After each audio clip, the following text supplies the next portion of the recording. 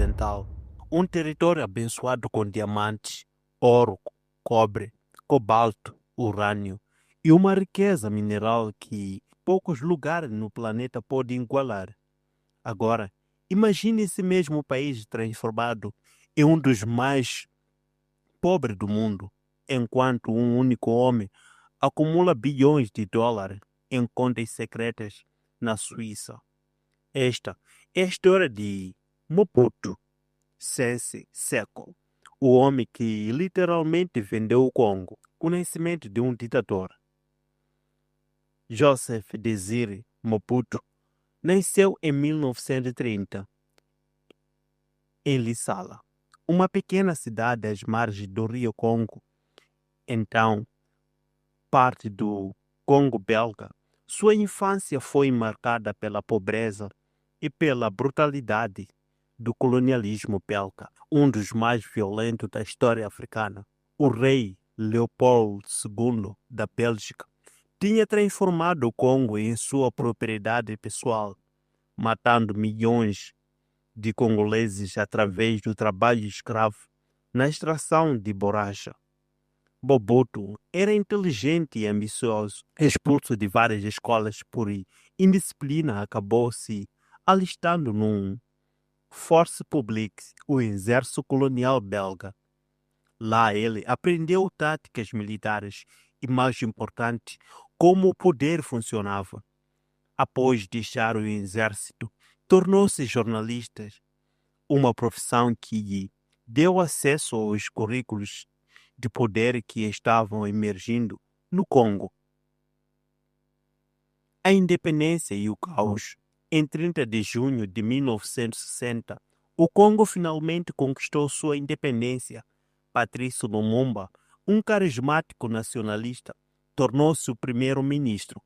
Lumumba tinha um sonho de transformar o Congo em uma nação africana próspera e verdadeiramente independente. Mas havia um problema. Ele não estava disposto a se curvar aos interesses ocidentais durante a Guerra Fria. Mobutu, que havia se tornado chefe do Estado-Maior do Exército aos 29 anos, observava tudo atentamente. Quando o caos político estourou, com a província de Katanga, rica em minerais, declarando a independência com apoio belga, Mobutu viu sua oportunidade. Em setembro de 1960, apenas 3 meses após a independência, Mobutu deu seu primeiro golpe de Estado. Ele neutralizou tanto Lumumba quanto o presidente Kassé Vubo, assumindo o controle temporário. Mas seu papel mais sinistro estava por vir. O assassinato que mudou tudo. Em janeiro de 1961, Patrice Lumumba foi assassinado. Seu corpo foi dissolvido em ácido. Durante décadas, os detalhes permanecem obscuros, mas documentos desclassificados revelaram o envolvimento da CIA, dos belgas e de Mobutu neste crime. Os Estados Unidos e a Bélgica viam Lumumba como uma ameaça comunista. Mobutu era um homem deles no Congo. Com Lumumba morto, o Congo mergulhou em anos de instabilidade. Mobutu esperou pacificamente nos bastidores, consolidando o poder no exército, recebendo treinamento e apoio da CIA. Em 24 de novembro de 1965, ele deu seu segundo golpe, desta vez para ficar. Mobutu não queria apenas governar o Congo, ele queria ser o Congo. Em 1971, lançou uma campanha chamada Autenticidade, rebatizando o país de Zaire e mudando seu próprio nome para Mobutu Sese Seko Kuku Djepedo Wazabanga, que significava o guerreiro todo-poderoso que, por sua resistência e vontade inflexível de vencer, vai de conquista em conquista deixando fogo em seu rastro. Ele proibiu nomes cristãos, obrigou todos a usarem trajes africanos autênticos, incluindo seu famoso chapéu de pele de leopardo. e colocou sua imagem em todos os lugares. Nas notícias da televisão estatal, sua imagem aparecia descendo das nuvens como um deus. Lojas só podiam exibir seu retrato. Crianças nas escolas cantavam hinos em seu louvor. Mas por trás do teatro político estava acontecendo o maior assalto da história africana. Mobutu criou o que especialistas chamam de cleptocracia perfeita, em estado cuja única função era roubar. Ele nacionalizou as maiores empresas do país, não para o bem do povo, mas para colocá-las sob seu controle pessoal. A gigante mineradora União Mineral, as plantações, as empresas comerciais, tudo foi zairizado. Mobutu distribuiu essas propriedades para seus aliados e familiares, mas sempre mantendo o controle sobre os lucros. O Banco Central do Zaire tornou-se essencialmente sua conta bancária pessoal. Ele simplesmente emitia ordens para transferir milhões de dólares diretamente para suas contas na Suíça. Estimativas conservadoras sugerem que Mobutu roubou entre 5 a 12 bilhões de dólares durante seu governo, numa época em que o PIB anual do país era de apenas 6 bilhões. A vida de um ditador. Enquanto seu povo passava fome, Mobutu vivia como um rei absolutista do século XVIII. Ele construiu palácios suntuosos em todo o país, sendo o mais famoso em Padolit, sua cidade natal, que ele transformou em uma versão africana de Versace. O palácio tinha milhares de quartos, piscinas, jardins elaborados e até uma pista de pouso capaz de receber jatos Concorde. Mobutu alugava Concorde da Air France para ir fazer compra em Paris. Ele voava regularmente à Europa para visitar seus cabeleireiros favoritos e fazer compras em boutiques de luxo. Ele possuía propriedade em Paris, Bruxelas, na Riviera Francesa, na Suíça. Tinha uma frota de Mercedes-Benz, vinhos das melhores vinícolas francesas e uma adega que rivalizava com a de qualquer bilionário europeu. Enquanto isso, professores no Zaire passavam meses sem receber salários e hospitais funcionavam sem medicamentos básicos. O amigo do Ocidente. Como Mobutu conseguiu fazer isso impunemente? A resposta está na Guerra Fria. Para os Estados Unidos e seus aliados, Mobutu era um bastião contra o comunismo na África. Sua posição no coração do continente, próximo a Angola, onde havia uma guerra civil apoiada por Cuba e União Soviética, o tornava estrategicamente valioso. Ronald recebeu Mobutu na Casa Branca. George W. Bush o chamou de amigo. A França de François mantinham laços estreitos. Enquanto isso, a CIA usava Zaire como base para operações em toda a África Central. O Ocidente não apenas tolerava a corrupção de Mobutu, frequentemente a felicitava. Bancos suíços guardavam o seu dinheiro roubado.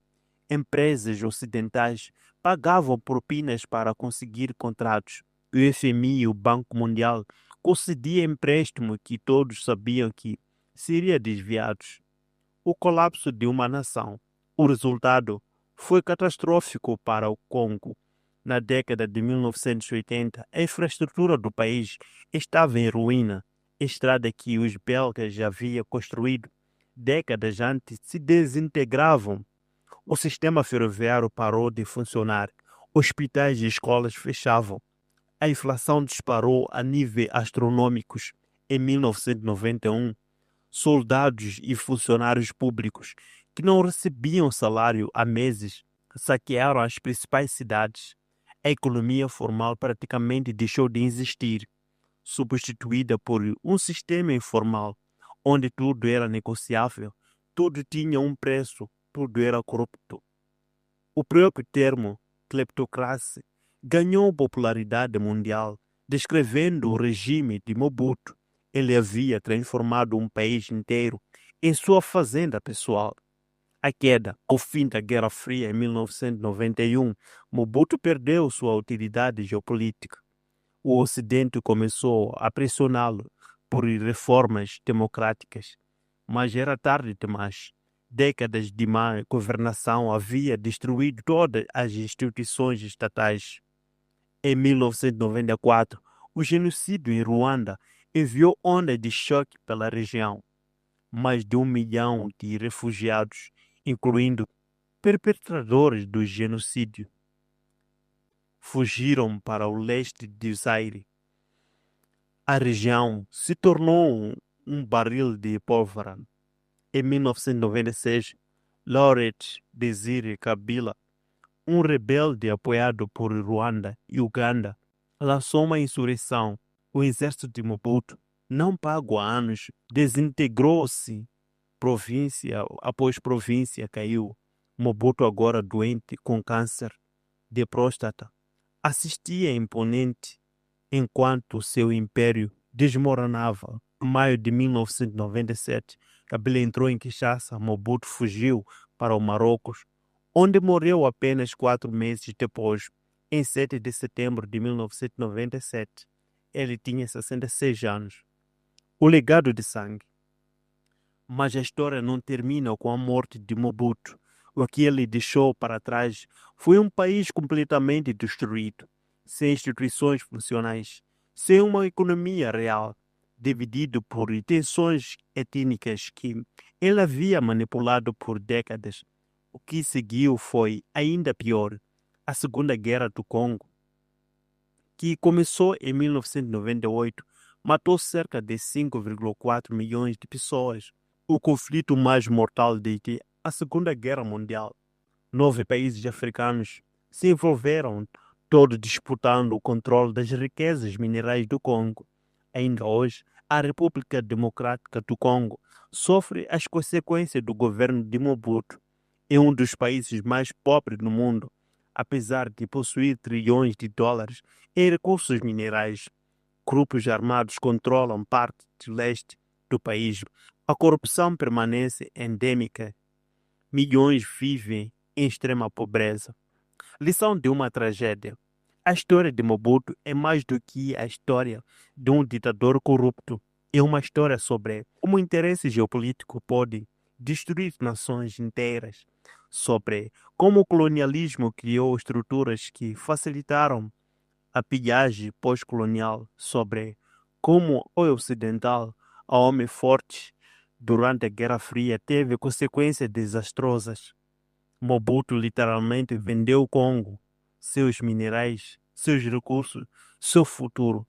Ele transformou a riqueza nacional em fortuna pessoal, enquanto recebia aplausos de líderes mundiais. Enquanto não era mais útil, foi descartado, deixando para trás o país em destroço. O Congo de Mobutu nos lembra que a riqueza natural não garante prosperidade. Sem instituições sólidas, sem Estado de Direito, sem responsabilidade democrática, os recursos podem se tornar uma maldição. O que os economistas chamam de maldição dos recursos está perfeitamente explicado na tragédia congolesa. Hoje, enquanto nossos smartphones contêm cobalto congolês e nossas baterias elétricas dependem de minerais do Congo, vale lembrar o preço humano por trás desse recurso e vale lembrar o nome Mobutu Sese Seko, não como o guerreiro invencível que ele pretendia ser, mas como um homem que vendeu uma nação inteira e condenou milhões ao sofrimento.